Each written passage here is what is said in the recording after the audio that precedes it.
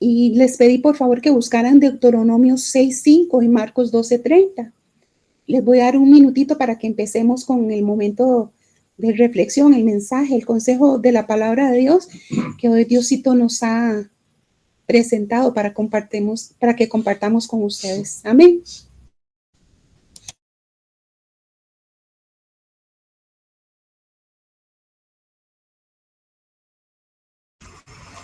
Amén. Vamos a leer Deuteronomio 6:5. Yo no sé si algún hermano lo tiene y quiere ayudarnos, y otro hermano que tal vez nos ayude con Marcos 12:30. Si están en la disposición, levanten la manito y me ayudan con Deuteronomio 6:5.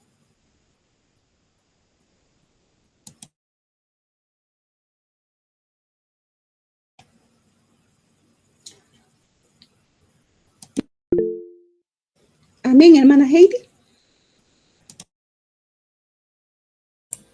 Hola, buenas noches. Es para leerles Deuteronomio 6:5, ¿verdad? Y amarás a Jehová tu Dios de todo tu corazón y de toda tu alma y con todas tus fuerzas. Amén, hermana, gracias. ¿Algún otro hermano que tenga Marcos 12:30? Hermana María Eugenia. Sí, señora. Marcos, que Dios les bendiga. Marcos 12:30 dice, y amarás al Señor tu Dios con todo tu corazón y con toda tu alma y con toda tu mente y con todas tus fuerzas. Este es el principal mandamiento. Amén. Gracias, hermana. Qué versículos más parecidos, ¿verdad, hermanos? Yo no sé si ustedes notan la diferencia.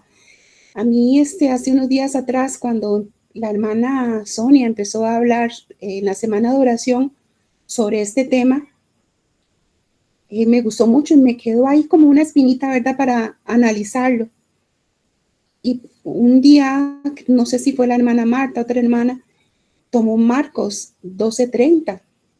Y si ustedes los ven, muchas veces nosotros los confundimos y pensamos que son, bueno, al menos yo los confundí y pensamos que son un solo texto. Pero vamos a ver un poco las diferencias y por qué nosotros debemos amar a Dios sobre todas las cosas. Dice Deuteronomio, como nos decía la hermana Heidi, y amarás a Jehová tu Dios de todo tu corazón y de toda tu alma y de todas tus fuerzas. Marcos dice, y amarás al Señor tu Dios con todo tu corazón, con toda tu alma y con toda tu mente y con todas tus fuerzas. Vamos a dar un preámbulo. ¿Por qué nosotros debemos de amar a Dios con todo? Primero es un mandamiento, decía la hermana ahora. El versículo dice que es un mandamiento. Y debemos amarlo porque Él nos amó primero. No por compromiso, no por necesidad, no para que Dios nos dé algo que nosotros estamos pidiendo, sino amarlo a Él en todo, con todo y para todo, sin esperar que Dios nos dé algo a cambio, sin ningún interés.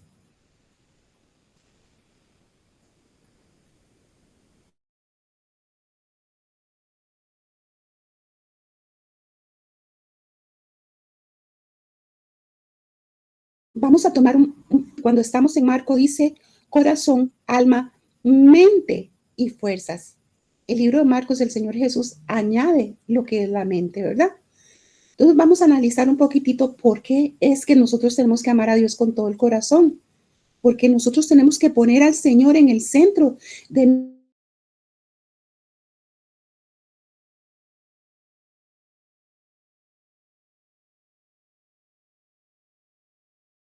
no solo con los sentimientos, es un esfuerzo de priorizar a Dios sobre todo. Porque dice con el alma, porque el alma es una conexión más profunda, es la esencia de nuestro ser. Implica un compromiso que va más allá de los sentimientos. Es darle la máxima importancia a Dios en la vida, incluyendo las emociones, los deseos y la voluntad. ¿Por qué con la mente? porque en la mente está el razonamiento, el pensamiento y la toma de nuestras decisiones. Nosotros pensamos continuamente en Dios, hermanos. Actuamos conforme lo que pensamos. Usamos nuestros dones intelectuales para servir al Señor. Usamos todo nuestra mente para Él.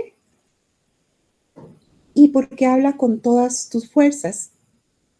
Dice amar a Dios con toda nuestra energía. Amar a Dios con las fuerzas es amar a Dios con toda nuestra energía.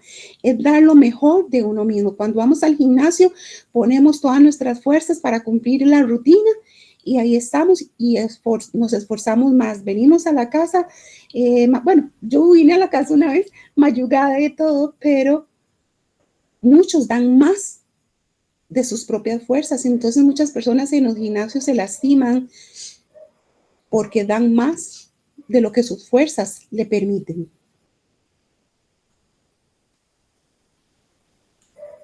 Vamos a analizar una cosa muy importante de los textos, ¿verdad? En Deuteronomio, como decíamos, dice amarás al Señor de todo tu corazón. Y en Marcos nos habla amarás al Señor, pero con todo tu corazón, con toda tu alma. Entonces, ahí nos dimos la tarea de por qué están estas diferencias, por qué en Deuteronomio nos habla de corazón, de toda tu alma, de todas tus fuerzas. Y por qué en Marcos nos dice con todo el corazón, con toda el alma, con toda la mente y con todas las fuerzas. Vamos a analizar un minutito así rapidito, hermanos, para darles en el clavo, darles esa enseñanza que tengo, lo importante que es analizar un poquitito más detallado lo que son las preposiciones. A veces la gramática, yo no soy muy buena en gramática, no lo soy, pero tuve que investigar un poquitito porque yo decía, es que ¿por qué en un versículo dice solo 3 cosas, en el otro dice 4? Porque usa la preposición de, y en Marcos, en el Nuevo Testamento, me habla de la preposición con, ¿verdad? La preposición de significa que tiene pertenencia o posesión de algo. Ese es el reloj de Ruth, esa es la computadora de Ruth, es algo que me pertenece, ¿verdad? Y dice, entre la información que conseguí, dice que puede introducir la preposición de complementos que pueden designar una persona que posee algo, como el ejemplo que les acabo de dar. El todo del que se señala una parte y lo que se caracteriza por cierta propiedad. Atención en el segundo que dice, del todo del que se señala una parte y lo que se caracteriza por cierta propiedad. La preposición con, los valores generales que ella tiene, con, dice que indica compañía, instrumento, modo o relación. Indica compañía, instrumento, modo o relación. Ahí vienen un par de diferencias para que ustedes las vayan analizando conmigo. Una de las definiciones de la RAE, de la Real Academia Española, dice que la preposición con expresa ante todo una concurrencia o la compañía de personas o cosas. Yo le decía, Señor, qué increíble, porque en el Antiguo Testamento se usa la preposición de y por qué en el Nuevo con. Entonces, estos son uno de los análisis, hermanos, que pudimos encontrar. Dice que de es una parte de algo. Y con dice que es compañía, instrumento o una relación. Luego, es importante y es hermoso analizar esta parte gramatical en la Biblia. La Biblia nos habla de ciencia, nos habla de historia, la Biblia nos habla de muchas cosas y entre todo lo que puedo investigar en la Biblia, también se ve lo que es la parte gramatical de la escritura. En el tiempo de la ley, el amar a Dios para las personas era algo como una obligación, la gente lo tomaba, no había otra cosa más y ellos seguían estos pasos, seguían estos ritmos. O se elegía a Dios o se elegía, ¿verdad? En aquel momento los tiempos eran muy diferentes a los que tenemos actualmente.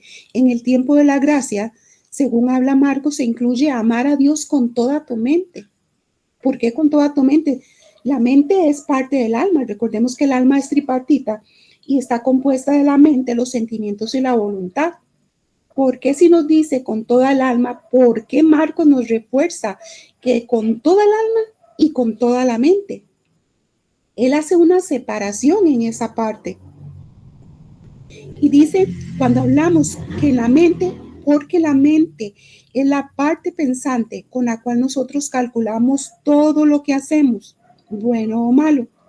El razonamiento, donde está todo lo que cuestionamos y lo que queremos acomodar a nuestra conveniencia. La percepción de lo que vemos se puede ver influenciado por pensamientos, creencias y vivencias también. Pablo nos insta por eso a que nosotros tenemos que renovar nuestra mente. Es importante que nosotros nos tengamos enfocados en Dios con nuestra mente también, nuestra alma, pero una parte muy importante en la mente. Una de las definiciones que hemos visto es que la mente tiene una parte espiritual. En el ámbito espiritual, la mente se refiere a la capacidad de percibir y comprender las cosas que son de Dios, más allá de lo que es físico y tangible. Es la mente la que nos conecta en el plano divino y nos permite acceder a la verdad y a la sabiduría de Dios. Científicamente nos habla que la mente es un sistema complejo de procesos que se originan en el cerebro. Permite a las personas interpretar, interactuar y responder ante el entorno. Entre los componentes de la mente está la percepción, que es lo que nos permite captar y decodificar señales del entorno. El pensamiento, donde se elaboran los pensamientos, se analizan las situaciones y se generan las ideas. La conciencia, ser consciente de uno mismo y del entorno en que estamos. La memoria es donde está ese componente de la mente, es donde se almacenan, se conservan, recuperan informaciones y experiencias. La imaginación, que es también parte de nuestra mente, a veces imaginamos cosas que no son, es la que nos permite concebir mundos, posibilidades y realidades alternas. Las emociones son las experiencias afectivas que motivan nuestras acciones. Y la evolución es la tomar decisiones conscientes y dirigir las acciones que nosotros debemos. Realmente nosotros estamos amando a Dios con todo nuestro corazón, hermanos, con toda nuestra mente. Muchas veces lo que nosotros percibimos a través de nuestra vista hace que tal vez nuestros pensamientos, que nuestra mente se distorsione. Como Juan el Bautista, él estaba y él creía en Jesús y él amaba a Jesús y él esperaba y predicaba de Jesús, pero en el momento que a él le tocó estar en la cárcel y a punto de perder su vida, él dudó. Y yo no digo que Juan el Bautista no haya amado al Señor, pero a veces las cosas que nosotros vemos físicamente, que entran a través de nuestros ojos, hacen que nuestra mente piense que Dios nos ha abandonado, que Dios no está con nosotros, que tal vez como vemos que una sanidad, que una lesión, que una situación ahí no ha surgido, entonces pensamos que ya no amamos a Dios porque no nos ha sanado.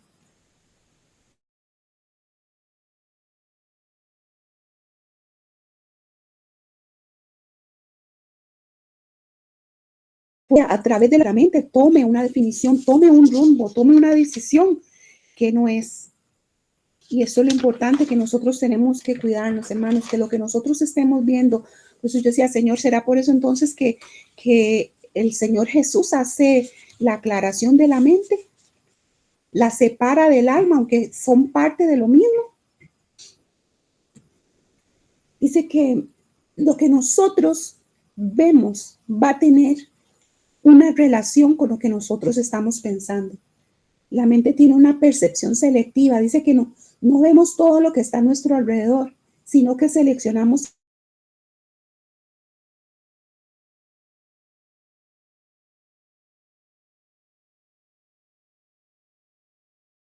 información de lo que no son reales, porque tal vez nosotros esperamos o creemos ver otra cosa que no es. La otra relación es que los pensamientos y las emociones pueden desencadenar los pensamientos pueden desencadenar emociones y las emociones pueden afectar nuestra percepción de las cosas. Si nosotros estamos ansiosos, es posible que veamos situaciones como amenazas que no las son. A veces decimos, me hicieron mal modo, a veces percibimos mal y tal vez a la gente, ay, se me olvidó apagar la cocina, por decir algo, y pensamos que algo están diciendo de nosotros. Entonces, a veces esos pensamientos, eso que entra por nuestra visión, que llega a nuestra mente, a veces nos hace que nosotros tomemos otras decisiones, que nuestras emociones sean afectadas por eso. Muchas otras veces nosotros nos retroalimentamos, nuestra mente es encargada de almacenar y como un disco duro va guardando cosas y a veces nos acordamos y a veces nosotros mismos nos sentimos inferiores porque nos acordamos de algo quizás que nosotros hicimos y no es correcto. Entonces ya empieza nuestra mente a maquinar pensamientos y nosotros tenemos que llevar todos esos pensamientos cautivos a la obediencia de Cristo. No tenemos que permitir que esos pensamientos nos impidan amar a Dios sobre todas las cosas. Que esas situaciones que nosotros estamos pasando, imagínense en el caso de Abraham, qué difícil es que el Señor le haya dicho que matara a su hijo. Y él demostró el amor a Dios siendo obediente y haciendo lo que tenía que hacer. Cuando José, hijo de Jacob, fue vendido por sus hermanos, fue despreciado, llegó a una cárcel, fue maltratado, fue injuriado, todo lo demás. A mí me muestra el amor que tuvo José, porque él no quiso ensuciarse con la esposa de su amo. Él quiso mantenerse firme. Él sabía que sus ojos estaban puestos en Jehová, que sus ojos estaban puestos en su Dios. Y lo que entraba por su mente, esas codicias, esos deseos carnales, quizás él los tocó, los cauterizó y no permitió que entraran a su mente y olvidaran el amor de su Dios, el amor que él tenía a Dios. Otro ejemplo, Zaqueo, dice que él era un líder grande y él a escondidas fue a buscar a Jesús. A él lo hubieran señalado, quizás lo hubieran excomulgado, lo hubieran sacado de la sinagoga, pero él aún así se atrevió a buscar a aquel hombre del que él había escuchado. Y él fue, y lo hermoso de esto es que Jesús convivió con él en su casa, entró en su casa, así como nosotros tenemos que dejarlo que entre en nuestra casa, en nuestra vida, en nuestra alma, en nuestra familia, en la parte física y emocional. Tenemos que demostrarle a Dios que a pesar que quizás no tengo trabajo, de que quizás no tengo la salud que necesito, de que quizás no tengo la casa o el empleo que necesito, tenemos que amarlo a Él con toda nuestra mente, con todo nuestro corazón, con todas nuestras fuerzas, con toda nuestra alma. Y ese es el consejo, hermanos, que hoy les traigo. Cuán importante es no amarlo a Él solo con una parte de nuestro corazón, amarlo por compromiso, amarlo porque tengo una situación especial o tengo un compromiso en la iglesia, sino amarlo con todo nuestro corazón, a pesar de que no esté sirviendo en la iglesia, a pesar de que tenga una dificultad, a pesar de que tenga una enfermedad. Y nuestra mente y nuestros pensamientos tienen que estar cautivos a la obediencia de Cristo, ser como Cristo era. Imagínense Cristo ahí, me van a golpear, me van a maltratar, me van a latigar, me van a hacer un montón de cosas, voy a morir por ellos. Pero él, todo lo que entraba por sus ojos no llegó a su mente con un propósito de decirle, Dios, Jehová, Padre, sálvame, líbrame, rescátame. Sino él dijo, consumado es, hecho es. Por el amor que les tengo a mis hijos, por el amor que les tengo a ellos. Él se dio hasta lo último. Igual cada uno de nosotros, hermanos, tenemos que darlos hasta lo último. Y no solo de corazón, sino con todo nuestro corazón. Y no solo con las fuerzas, sino con todas nuestras fuerzas. Y no con solo del alma, sino con toda nuestra alma y con toda nuestra mente, demostrarle a Él que le amamos, que queremos estar con Él, que no permitir que esos pensamientos, que esas imágenes que el enemigo muchas veces ve, pero miran la situación que estás, miran la enfermedad que está. Eso es lo que visualmente, humanamente, físicamente nosotros vemos. Pero tenemos que ver con los ojos del alma. Señor, si tú me estás permitiendo pasar por eso, si estás permitiendo que yo pase por X o Y situación, quiero mantenerme firme. Aumenta mi fe, dijo aquel hombre del cual su hijo fue liberado. ¿Crees? Le dijo Jesús, ¿tienes fe? Tengo fe, pero aumenta mi fe, Señor, para yo no pecar contra ti, para amarte a pesar de las situaciones, para amarte a pesar de cualquier situación que se nos enfrente. Ese es el consejo de la palabra de Dios que traía para ustedes en esta noche, hermanos. Espero que ustedes lo hayan entendido, lo hayan analizado conmigo. Quizás no soy muy docta para este tipo de cosas y menos para la gramática, pero me interesó un poquito y espero que ustedes lo analicen conmigo y que esta semilla que ha sido sembrada hoy prospere, crezca, dé frutos para cada uno de nosotros. Isaacito, ¿me ayudas con la siguiente alabanza? Y luego entramos, hermanos, en el periodo de intercesión. Y si tienen sus peticiones, les recuerdo que las dejen por acá.